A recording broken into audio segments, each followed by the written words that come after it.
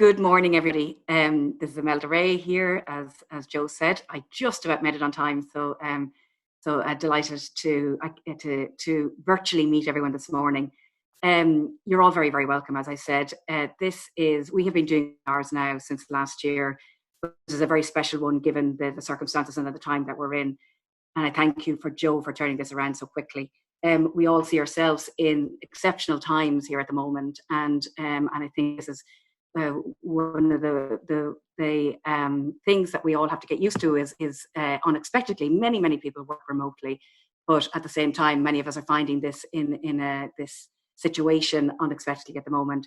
So I know Joe is going to share some great advice and tips on how we can all do that successfully, and I know that both Jonathan and Joe are going to the end. So look forward to hearing the webinar myself. As I say, there are going to be other webinars as well over the next couple of weeks, so look out for those and for further information. Thanks. Over to you, Joe. Great, thanks, Imelda. So just before we start, I don't know how many of you are familiar with Zoom and the kind of webinar space. There is a chat window, and I think some of you have already found that, so feel free to ask any questions in the chat window. There's a little drop down next to where it says to, and you can address chats to all panelists, which is basically myself and Jonathan, or all panelists and attendees, in which case if you tick that, then when you type in your chat message, everybody who's on the call will see that. And we've at the moment got 36 people on the call. So feel free to ask questions in there. Jonathan is going to mediate the chat while we're going through the webinar, and then if we've got a bit of time at the end, we'll maybe take questions as well. So what we cover today, we're planning for this to be about a 45-minute webinar. So adjusting to the new normal. The idea of this webinar is just to give some tips and advice on perhaps how we can adjust to this new mode of working at distance, which a lot of us find ourselves in fairly unexpectedly as of only a week ago. And we've broken that down into 3 main elements. So as an individual team member, as somebody who's working in a team or a set of teams, how do we address that? As a team lead, as somebody who is responsible for a team, what are the things that we should be thinking about? And then, you know, at the top level, I suppose, as employers running businesses, what should we be thinking about? I've got a slide at the end which has got some links to useful resources, and that's fairly up to date. One of them only was released yesterday. So I guess, you know, the fundamental reason for running the webinar is Irish Times Training, along with everybody else, is getting to grips with this new reality. And you know, we're anxious as a training company to be able to serve the needs of both our current and our potentially future customers. So this is just one of a series of webinars that we're starting to hopefully put some good information in front of you and see how we can help you and your company moving forward in these difficult times. Why am I running this webinar? I have 20 years of experience running remote teams all over the world. I started as a computer programmer and then moved up the ranks in management, ended up working as a global manager for General Electric and other multinational companies. I did the International Executive MBA at UCD Smurfit in the early 2000s. And after that, I co-created and have been program director on the Masters in Project Management, which I've run since 2008 up at Smurfit. And when I'm not involved at Smurfit, I coach management coaching and do training with Irish Times Training as well. So I've got some experience in this space, and I've also been running webinars and creating remote training for about 6 or 7 years now. This is the first of a series of webinars that Irish Times Training are currently putting together. And next week, Wednesday the 25th, Lisa Hughes, who you can see there, is going to do a webinar on building resilience through adversity. We will make this deck available to everybody after the webinar, so that you can see those links. And we'll also be putting out, obviously, invitations to everybody, I assume via email, Jonathan, and on social media through LinkedIn and stuff as well. So feel free to join Lisa as well on Wednesday. That looks like it's shaping up to be a really interesting webinar. So remote working, our new normal. How long this is going to last, nobody knows. We're all in the same boat, but it's certainly quite a shift for a lot of people. And we're going to find ourselves, or a lot of us anyway, working from home, certainly for the next few weeks, maybe even for months. So the idea of the webinar is to look at some of those issues and how we might navigate through them. I've covered that slide, so we'll move through that. So let's take the first of those three options to start with. Remote working as an individual. What do I need to know and do as an individual facing remote working? I guess the first thing and the most important thing, and I think this goes for whether it's individuals, whether it's team leads, whether it's employers. Everybody's stressed at the moment. Everybody's worried. Everybody's trying to adapt to new working conditions. A lot of people are quite isolated. Some people are not so isolated. If you have your family around you in the house, I have my wife and 2 children downstairs, and we are getting used to being with each other all the time. You may have relatives or partners, and certainly as we go through the next few weeks and months, we are going to have relatives and partners and ourselves, it sounds like, going down with the virus. So, at times we're going to need to self-isolate. At the moment, we're kind of doing social distancing, but for increasing numbers of us, we're also going to need to really isolate ourselves as we go through the virus. So looking after ourselves, we are going to work as best we can from home, but we can't work if we're not functioning. So self-care is going to be really, really important. And a lot of people have only got one computer in the house or one device that's capable of interacting at distance, and that can be an added stress as well if there are multiple calls on it. So how do you combat feelings of isolation? Because be absolutely clear, everybody is fearful of what is coming.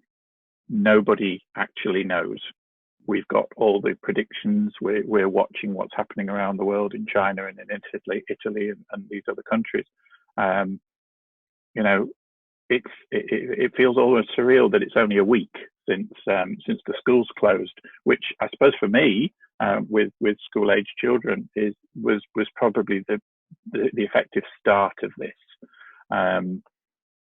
But being stuck at home for a week, we've very quickly lost the holiday feeling. Everybody's now realizing that we're not on holiday, we have got to work. But in terms of isolation, it's very clear from reading best practice around this, and I've been doing quite a bit of that recently. We've got to be more conscious of reaching out to each other. So make frequent phone calls and video calls. If you can do video, do video. There are so many ways today of doing video calls. We're not a lot of people are not used to doing it. We perhaps are used to face-to-face or phone, but you've probably got FaceTime, you've got Google Hangouts, you can download and install Skype and Zoom for free on most electronic devices.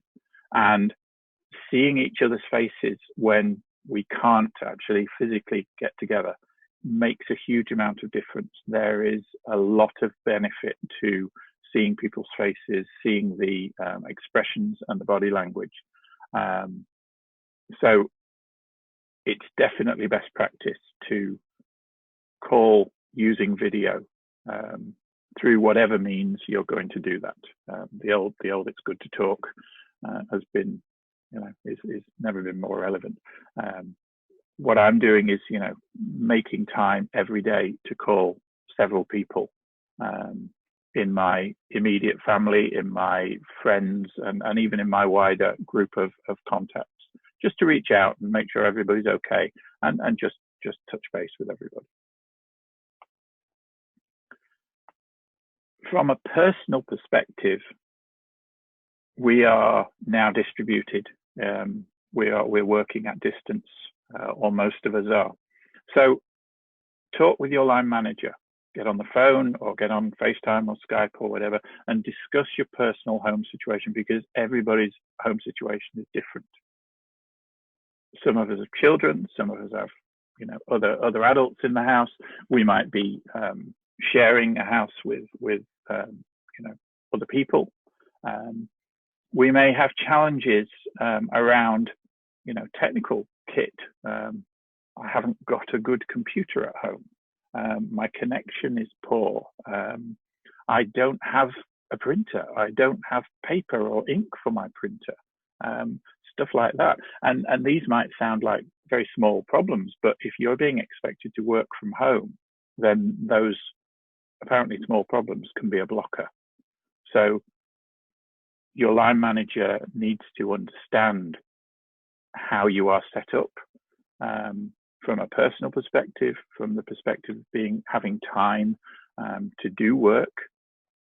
And I think we're all going to have to be flexible in terms of that. 9 to 5, clocking in, clocking out, it isn't going to work for the next few weeks, especially when there are other calls on our time. The children aren't at school for X number of hours a day, and they have to be looked after, and they have to be fed, and they have to be run in the park and all the rest of it. So you've got to build that into a routine. Ask for clarity and have that discussion with your managers. How and when is your company expecting you to work? Through what channels? So are you expected to be online using Slack or Microsoft Teams or one of the collaboration tools like that? Are you using Asana or Trello or Jira? There's multiple tools that many different companies are using now. So, what is the expectation? Because we can't always be on. The computer might always be on, but we can't always be working. But if we're working and doing other stuff during the day, then maybe we need to be more flexible personally as well about the times that we're working. Maybe put some time in the evening if you're taking time out of the normal working day. Maybe be flexible about putting an hour or two in at the weekends or not. And it's going to be different for everybody. But I guess the thing is, have that talk, have that dialogue, because what you don't want to get to is a misalignment of expectations where perhaps your employer is expecting you to do one thing and you're not doing it because your home situation is as it is. And when you have those conversations, don't overcommit, because if you do overcommit, then that's going to lead to more stress. So you may need to have that conversation more than once, because this is an evolving situation. And, as people get sick, as people, just get more used to being at home and whatever, things will change over the next weeks, days, and even months. So that's an ongoing conversation.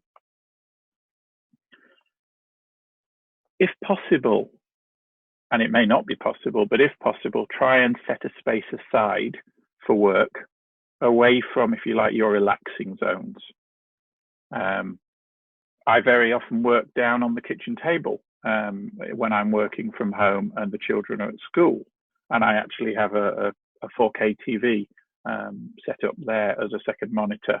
And I'll have the laptop on the table, and then I'm using the TV on the wall behind me as a second monitor.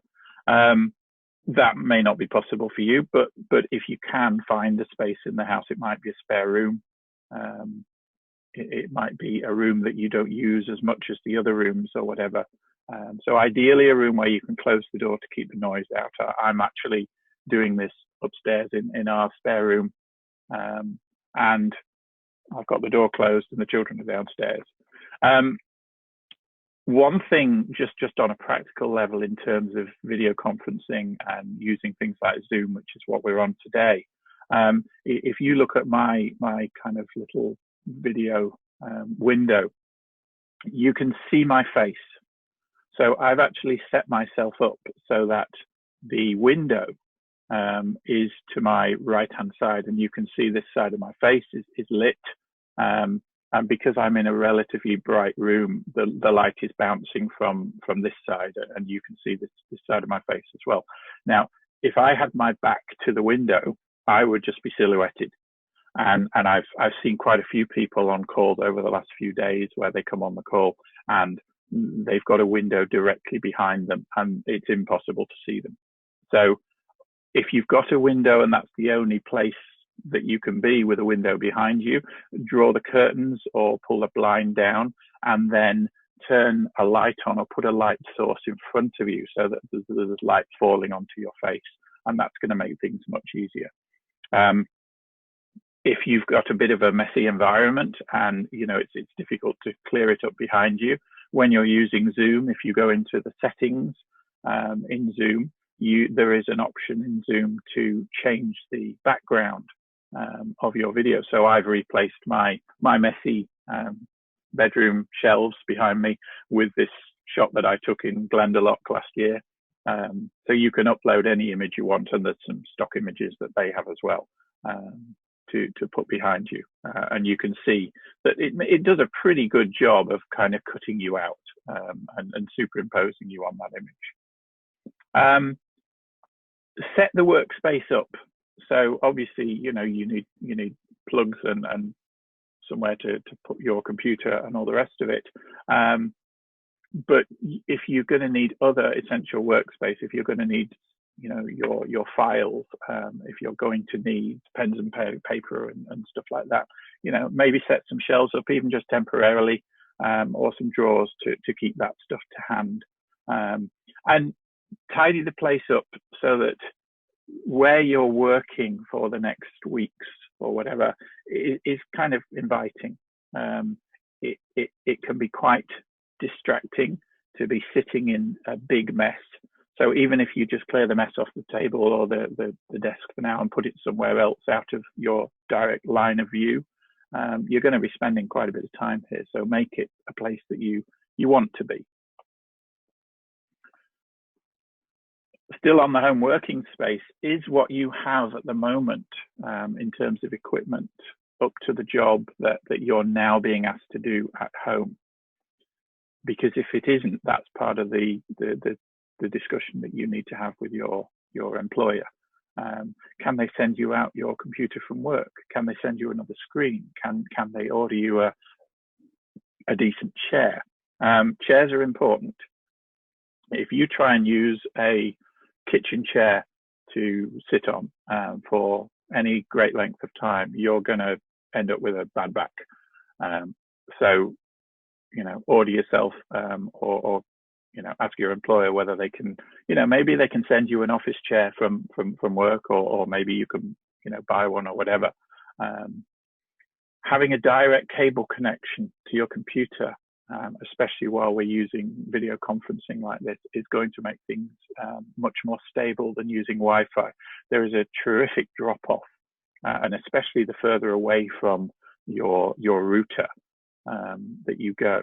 And if you plug in for instance, what's called an Ethernet cable to your router and run that cable directly to your computer. And sometimes, depending on your computer, they may have a port for an Ethernet cable, and if they don't, you can get a little dongle that will convert the Ethernet into whatever the port is on your computer. Your IT people will be able to sort you out with that, but that will give you the fastest connection that you have coming into the house, so you don't get that drop off from Wi-Fi.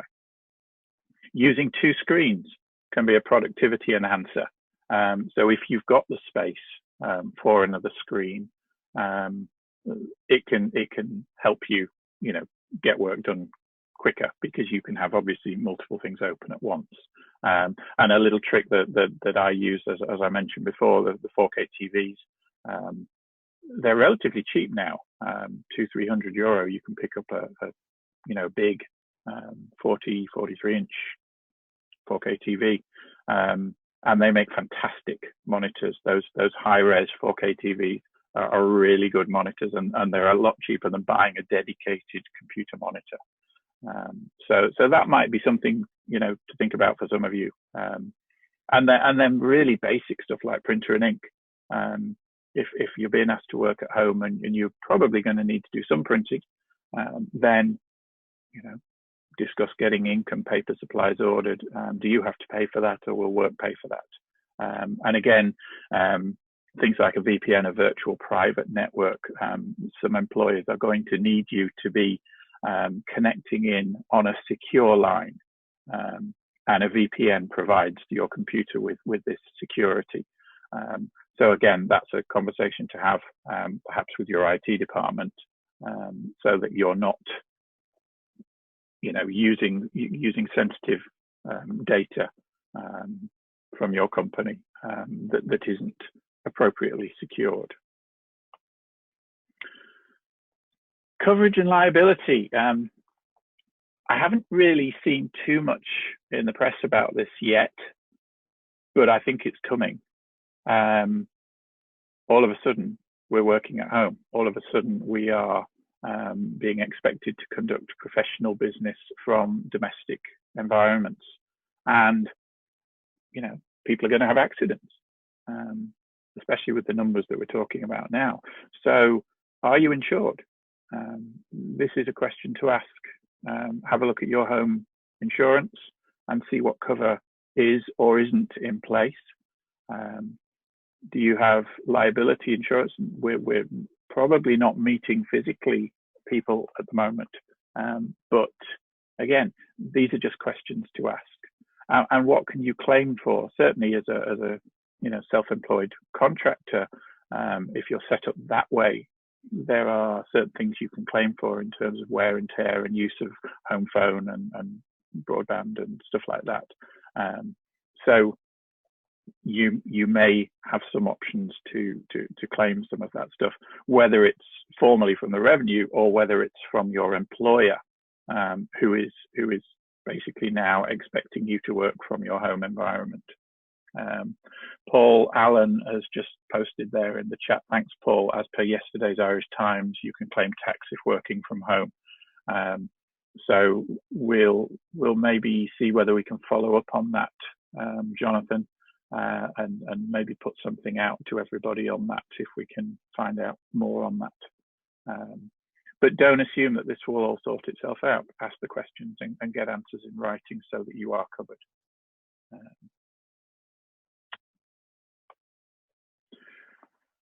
So effective meetings, which is kind of what we're in now. When on calls, if possible, mute your microphone unless talking. It seems to be working pretty well today. We've got 50 attendees on the call at the moment, and I think most of them seem to be muted. Yeah, I can scroll down. I've got a lot of them muted, and then quite a few of the people who came in afterwards, I think everybody's muted. So we're not getting a lot of external noise, but if everybody has their microphone unmuted in meetings, it can get very, very noisy. So a lot of these Paris, I don't know whether I can. Let me have a look. Let me see if I can find you. Paris more. Yeah, if I allow you to talk, then you're muted. Yeah, Paris. So I think by default, everybody's muted. Paris, you are certainly muted now. Okay, great. Thank you, Paul, for that link. There we are. So yeah, turn your video on. This is definitely emerging as best practice now. So there's a difference between video meetings and webinars. Webinars are typically mainly push, so there is a presenter presenting, and very often in that case, the video and the audio may or may not be even on. But certainly in meetings, video meetings, then if you turn your video on, you're seeing each other, and you mute your audio so that the ambient noise isn't coming in. It's clear that using video is reducing the sense of isolation between team members, especially people who aren't used to working at distance, which is a lot of people at the moment.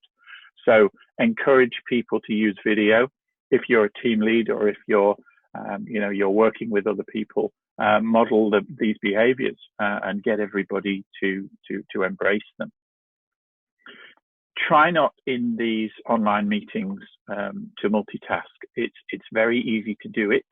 It's very easy to have email open in one window, especially if you've got multiple screens available. But meetings become much less productive from the meeting perspective if people are multitasking, because if you're multitasking, you're not listening and you're not focusing. So have shorter meetings, but focused meetings, and get everybody to buy into common ways of working.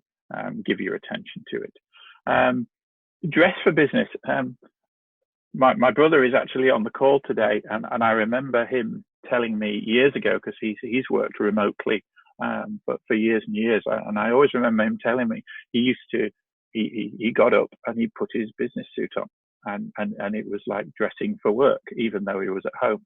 And it works if you put on, I'm not saying you've got to put on a suit and tie, as you see. I haven't got a suit and tie on, but business casual, rather than being in your PJs, and especially if you're using video, then you really don't want to show up in your PJs. So it makes you feel more focused, and it puts you in the right frame of mind. And as Andy has just said there, he still does get up and get dressed properly. So okay. So remote working as a team lead, what are some of the things we need to think about as a team lead? Number one, help your team. Okay, a lot of your people are going to be struggling with this new reality. You're going to see anxiety, you're going to see stress, and you personally may not be particularly set up to handle that stuff in this crazy situation that we find ourselves in. But your company may have an employee scheme. You may have a helpline. So know your company options, and make sure that your people know those options as well. Whether there's counselling available, all this kind of stuff. As a manager of any kind, when you are managing people at distance, you have to be far more proactive about communicating. The normal co-located environment interactions that we have day to day, walking up and down the corridor, just bumping into people by the coffee machine, bumping into people in the canteen, that stuff just doesn't happen when you're working remotely and your people are, spread out at distance at the end of phone lines or whatever. So you as a manager have to be more proactive. So as you get used to this, what I would suggest is do a daily video call check-in with every one of your team members. This isn't Big Brother. This is just, how are you doing? Everything okay? Just checking in. They're seeing your face. They're seeing a friendly face. They're seeing somebody, hopefully, who they see as a support person to help them in their job. you've got to be there for your people. Everybody's stressed and anxious, and you may be stressed and anxious too. So ask them about their issues, their situation. Don't be all about work. I do a lot of management training and coaching, and one of the most well-known tools for goal setting is a thing called SMART: specific, measurable, applicable, relevant, and time-bound. It's even more important when you're working at distance and you don't have those, quick check-in in the corridor just to clarify a point as you're walking past each other. SMART goals make sure that everybody understands what their current goals are, and that they are specific, that they are measurable, that you know what success looks like. We incorporate SMART in a lot of the management training sessions that are done through Irish Times Training. And in all my experience, it's something which a lot of people have heard about and a lot of people know about, and very few people do well. So I would encourage you to look at SMART, both as a manager, but also as a team member, when you're taking on goals and when you're setting goals. It's a very, very powerful kind of tool to use. I'm just going to have to move my participants window because it's over the text of the screen here. So how do I best help my team from a software point of view? We're all using different types of software. You might be on Zoom, you might be on Hangouts, you might be on any number of different types of software. Doesn't mean everybody knows how to use them. Doesn't mean everybody is comfortable using them. And all of a sudden, everybody's been at home for maybe a week now, and they're being asked to do this. Have they got this stuff installed on their home computers? And if not, how do they get it installed? Once it's installed, how do they set it up? Are there particular settings that need to be set up? And is that something you can do remotely? Have your IT people got the ability to do remote installs using, TeamViewer or some remote deployment application or whatever? And even once the stuff is installed, are people trained and are they confident using this stuff? So you've probably got material already around training people, but redistribute it, make sure that everybody is up to date with the latest versions, and that they've had time to perhaps get to know this stuff again. Okay. Rob, remind us again at the end, and you can always drop me an email later on, joe.houghton@gmail.com, and I can tell you how to add the background image. That's no problem. So redistribute the internal tips and best practice guidelines, and recover expectations. Again, the conversation that I was saying you should have earlier on, around times of availability that you're expecting your people to have, and when they need to be online and when perhaps they're not going to be online. But again, bear in mind current circumstances and bear in mind their particular circumstances at home. And you may not be able to have a one-size-fits-all for all your people at the moment. So we're all going to have to be flexible at the moment on this stuff. How do I best help my team get things done? How do we keep the lights on? How do we keep servicing our customers and conducting business? I'd suggest, and I mean, I've always done this with all my remote teams, is we have a once a week team meeting, at least once a week, where we have certainly a 2-weekly plan. So what are we doing this week and what's coming up next week, and 10 days out.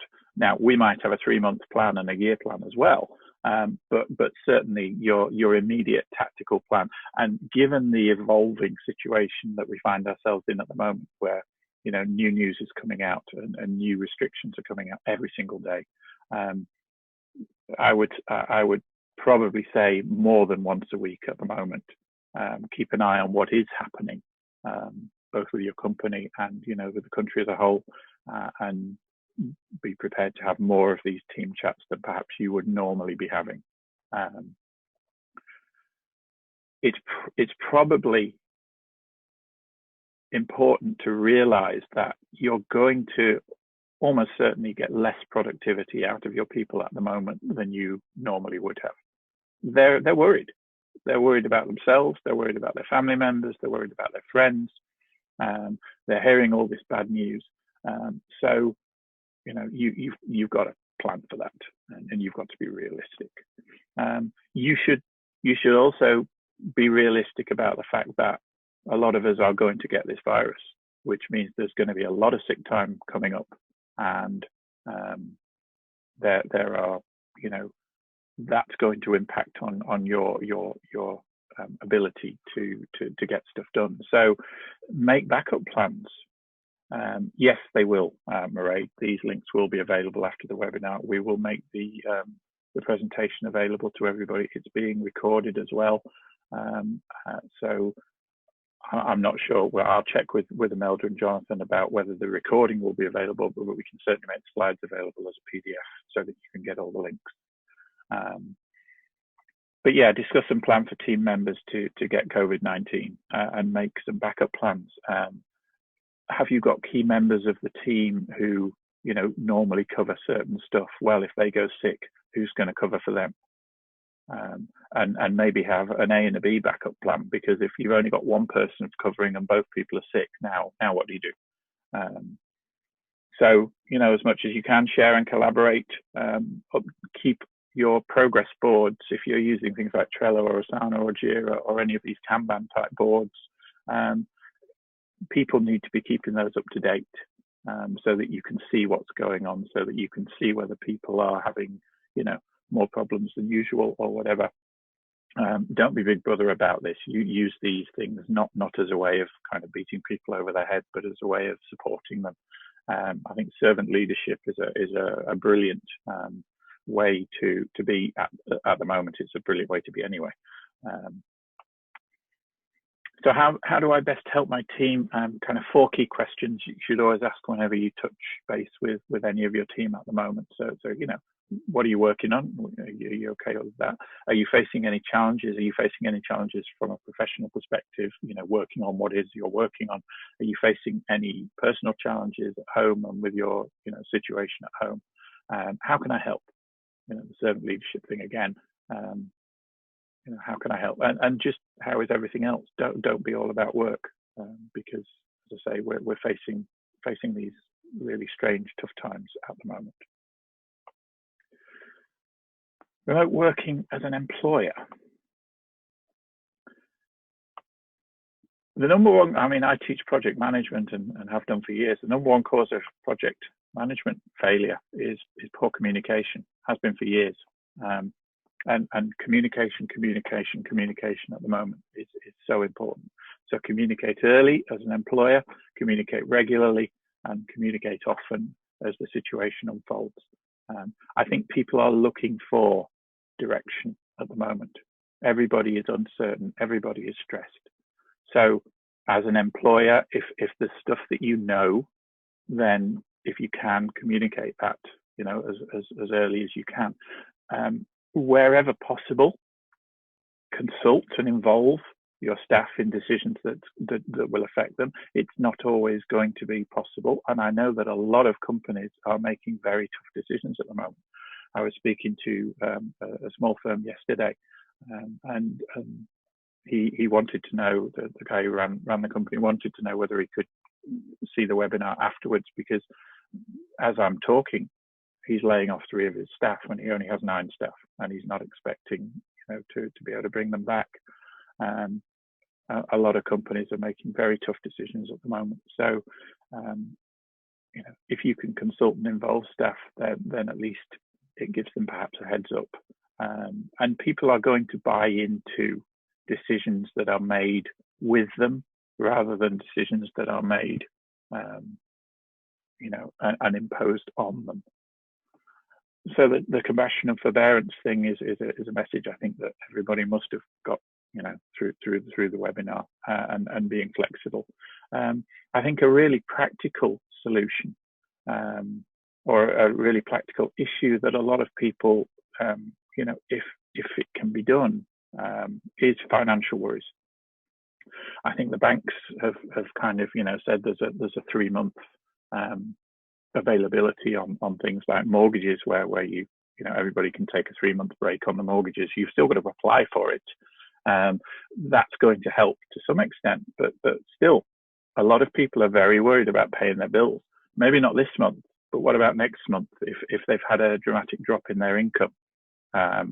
Maybe their jobs are at risk or whatever.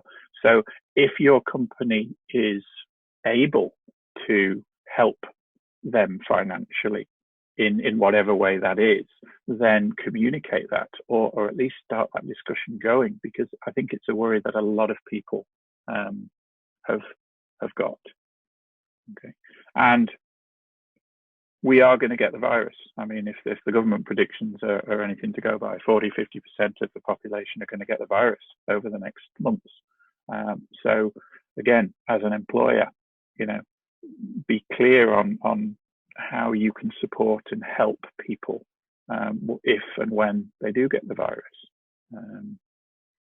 It's just about looking after each other at the moment. So practical support. So communicate what, when, and how the company will or can provide support. I think the issue of equipment is something that's going to be a big one for a lot of people. So maybe you do need to organise taking equipment from the offices and dropping them off at people's homes, that kind of stuff. Can you up the broadband? Can you get people onto a faster broadband package than they're on at the moment? Because that will surely make it easier for them to use video and communicate with these new tools. So again, clarity around the arrangements. Communicate what policies have been suspended or changed in this situation, and make people aware that that's the case, and either set up or clearly communicate the helpline and how people can access that stuff. I think as employers and as managers, we have to be seen to reach out proactively. If you can do that, the problems are going to arise anyway, but if we can be proactive, then it's going to be helpful. So I'm just going to finish off with a slide here of useful resources. The Health and Safety Authority have got a good FAQs page there on working from home on a temporary basis. These will be in the PDF notes, so the links will work, or you can just take a quick screenshot of this slide. I'll leave it up for a minute or two now. Or just Google these. Yesterday, Dublin Chambers released a very good little PDF, the Smarter Working Guide. So I've got a link to that there. And Harvard Business Review released a guide to managing your newly remote workers, and that's got some really, really good information in. So I'd encourage people to have a look at that as well. And then the Be Smart .ie graphic there, just to give people an idea about the ergonomics of setting up a desk at home and stuff like that. So hopefully those 3 links will be of some use. We're pretty much at the end of 45 minutes, I think. 11:44.